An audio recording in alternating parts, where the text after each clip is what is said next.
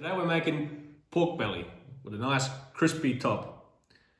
Now usually we would make Schweinsbraten in Austria, which is not used typically with the pork belly, but I really like pork belly, so that's what we're using. So we're going to accompany that with what you would typically accompany a pork roast with some bread dumplings and some braised cabbage. Now we're going to change the braised cabbage up a little bit. So we're going to use a red cabbage, and we're going to use put some apples and some apple juice in there as well. We have another video of the other typical braised cabbage that we would do, so that's we'll put a link to that as well. And then also the bread dumplings, we're going to keep fairly similar. We're just going to use shallots instead of the brown onions because, well, that's what we had in the pantry. Okay, so the first thing you want to start with is the pork belly, and you want to actually start that the night before. Okay, so for the pork belly, this is how I get like the really puffy, crunchy, crackling. So I get a nice bit of salt down in a baking tray. Spread it out as best you can. And then you want to get the skin side and put that directly into the salt. Push it down, make sure the salt's all in contact with it. And you want to get a piece of just baking paper that I've folded up about the same size. And then I get another baking tray and sit on top. Now I've put a couple of weights in here, and that'll make sure that pushes down, and as we let this sit overnight, it's going to draw out as much some of the moisture from the crackling, and that'll help you get a better puff to your crackle there. So here we are the next day, and I've already pulled the pork belly out of the fridge. I'm just going to take the weights off, and as you can see, it's coming up on the camera, all that water there that we've taken, that's been drawn out. Now, I would have used a little bit of a finer salt, but that's the only salt that we had to put down on the bottom. Would have put a little bit more, and then all that water would have got soaked up by the salt. So all you want to do now is, I know it sounds kind of, the opposite of what we're trying to do, but now we want to wash that off, and then we'll pat it dry with some paper towel. All right, so just under cold water, you just want to go in there and wash all that salt off. And once you got it all off, just want to go back and pat it dry with some paper towels and get it as dry as you can. Okay, after you've washed your pork belly and you've dried it, especially the skin really well with paper towel, you want to get your sharpest knife. Now, I've still got the bones in this pork belly. I'm going to leave them in there for the cook. So you want to see which way they're running, and you don't want to, be cutting. My bones are running like that, so you don't want to be taking slices like that. So you want to go and kind of go with the bones. Now, with these cuts, you just want to make them through the skin and not too much into the meat. Now, I like to do it. So here's also a better opportunity to get your portion sizes. So depending on how thick you want your each piece to be, so you would make a score, and then the next one would be like your next portion size, if that makes good enough sense. So you want to get your sharpest knife, and you just want to. Now, because I've put this in salt, it's tightened up a little bit as well, so it's going to be extra tight. Now, if you don't have a sharp knife, you can also use a box cutter. And that also works, but I think this knife should be good enough. So you want to go through just the skin, and you want to do that all the way across. And the first thing you'll do is flip it on the other side, and then we'll give some salt on this side. Okay, so you just want to go ahead and give it a good bit of salt on the meat side. Make sure you get the edges as well.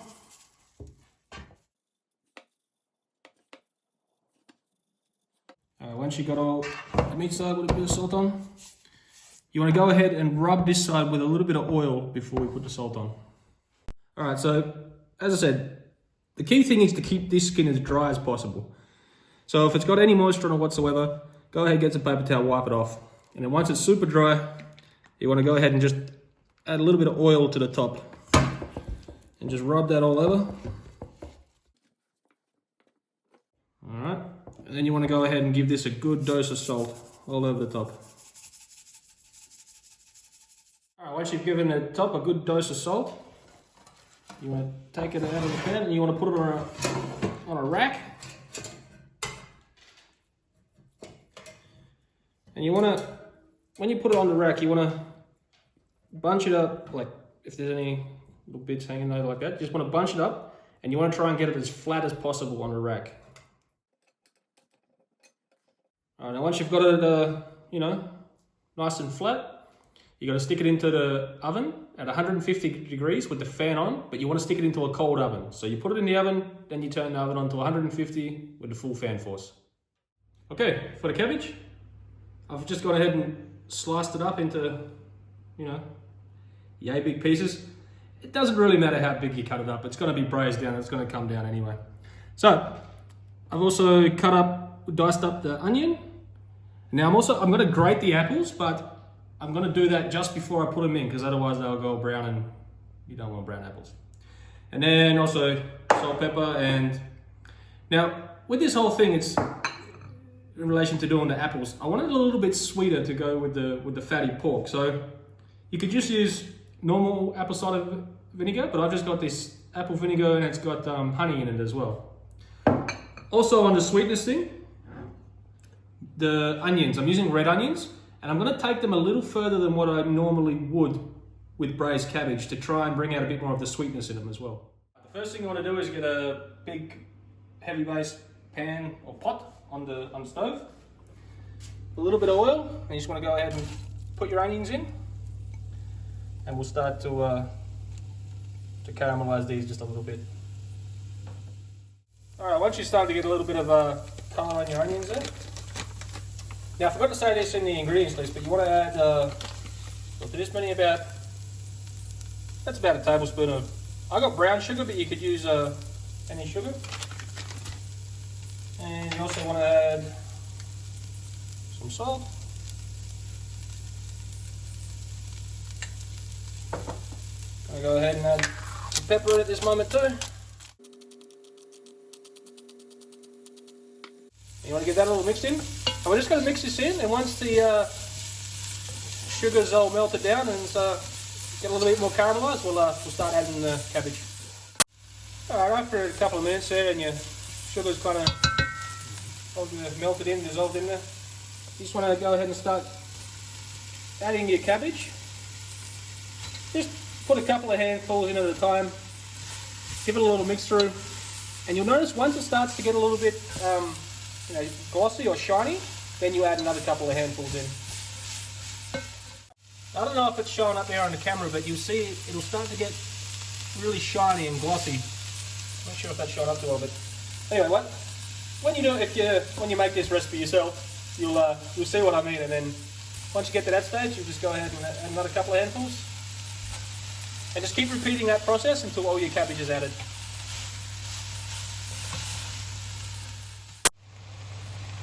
Once all your cabbage is added and it's all looking nice and glossy there, just want to go ahead and add a little bit more salt.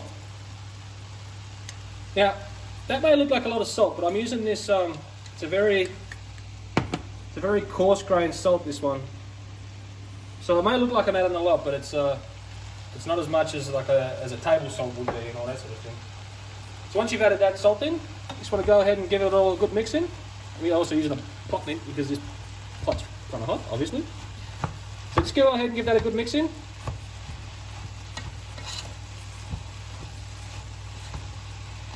And then once that's all mixed in, we'll go ahead and grate up the apples, and then we'll add them in.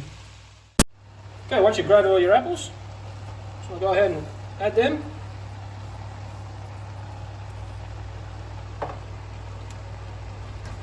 any juice that comes with the grating, try and add that as well. I'll go ahead and mix this in. Once you get your apple mixed in, I've got about 4 tablespoons of the apple vinegar here with the honey. I'll put that in. And you also want that's about 200 mils of apple juice there. And we'll just give that a little mix in. Then once you've given that a mix in, we'll bring it up to the boil. Then we'll cover it, turn it down to a simmer, and we'll let it go there for about an hour or 45 minutes, and then we'll check on it then. Okay, now the apple juice I'm using, it's if you can read German, it's 100% apple juice. It's not a concentrate or anything else in it. It's just strictly. It's a little bit cloudy. That's the one you want to use, because if you use a concentrate, it's going to be too much. So you just want to get the 100% apple juice. As you can see, I've got little bubbles coming up through. Now you'll notice that you don't have to add too much juice to this, because a lot of its own juice is coming out of the cabbage because we added the salt there. So it's going to braise a lot in its own juices. But once it's like this, just turn it down to a simmer and put the lid on. As I said, we'll let it go for about 45 minutes to an hour. Okay, for your dumplings. Now I've got this is 500 grams of the breadcrumbs. They're a little bit bigger cubes. You can also cut your own bread up if it's stale, but these are the ones I've got. And I've got 300 mils of milk. Now, I've never really measured this, I don't really like to, but it's all by feel. So I may add all this, I may add more, may add less, I don't know yet. But we'll go ahead and we'll tip this in. Yeah, I'm gonna add all that. And we'll just give it a little mix in.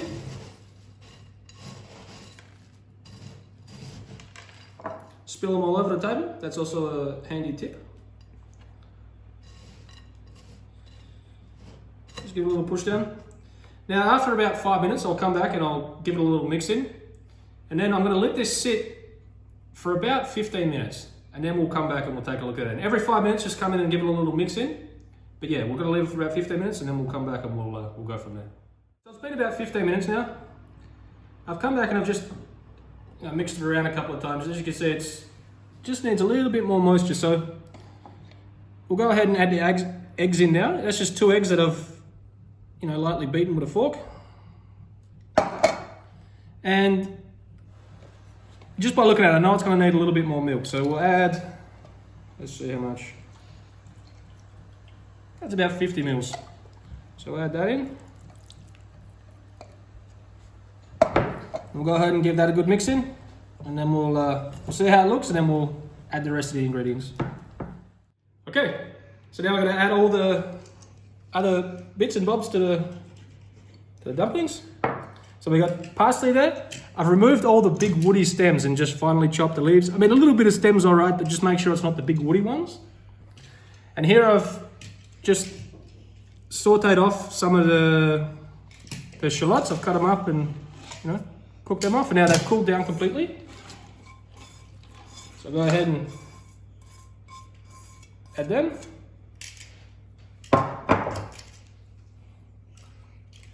And now I'm going to add some pepper. I'm going to add some salt.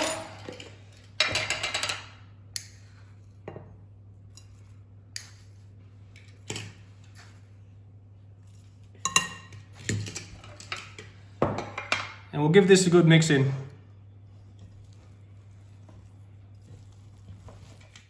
Okay, the pork belly. I don't do the pork by time, I do it by temperature at this point. So you go in and see, it's already reached 75 degrees, which is cooked.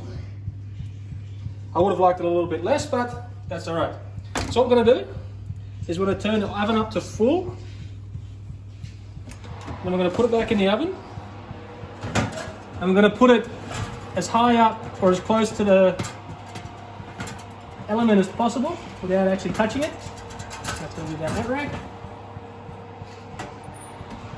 And now all we're doing is it's gonna get a nice puff to it's gonna start crackling up because all that fat should have rendered, and now is the time to get the crackle. This is how I get the perfect crackle. Okay, to roll the dumplings, you want to have wet hands. So I've got a bottle of water here, and you just want to make them into however big you want, really. But I found if you make them too big, then I don't like them too big. I like them a little bit on the smaller side than what you usually get them. So about that big. It's up to you, really. Okay, after you got all your dumplings rolled out into sort of, they don't have to be perfect. I don't go for perfect. Anyway, so once you've got them all rolled out, you're gonna get a pot of boiling water on. Well, not boiling, you want to just at a simmer, and then we're gonna put these in there and cook them for about 20 minutes. Okay. Once your fork's nice and puffed up,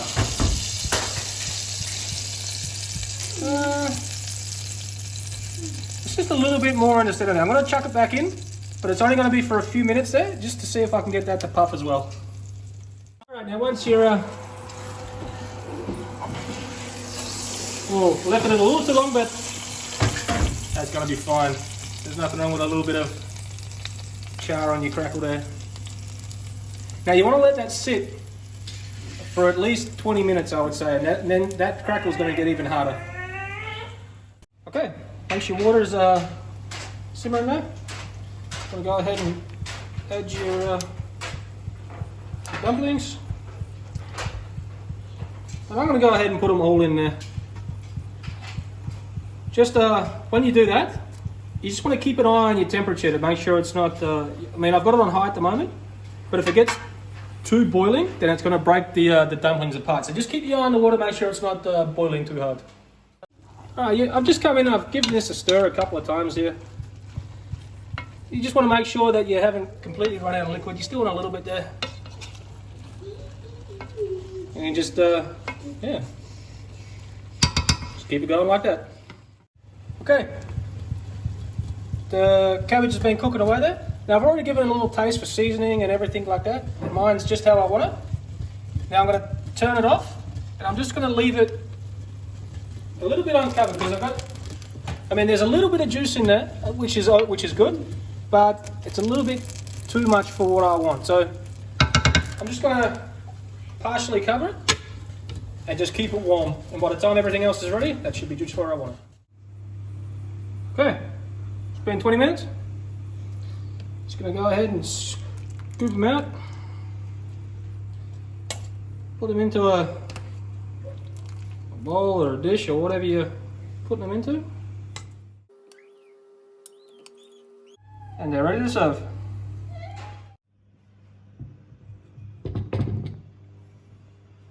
Alright, after your meat's rested and you got everything else together.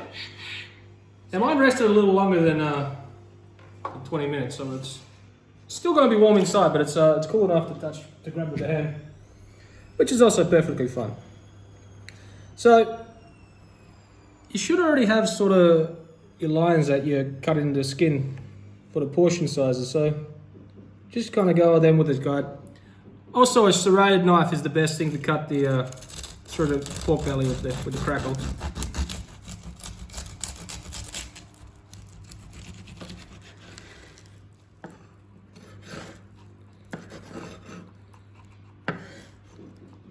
And that is why I love the pork belly. Still juices just running everywhere. Nice and fatty. All right. With the pork crackle, I prefer mine a little bit on the darker side in some parts than undercooked in other parts. Because there's nothing worse than chewy crackle. But it's going to be delicious either way. So the dumplings, nicely cooked through.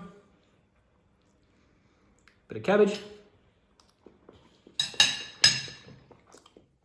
Ooh, that cabbage is on point.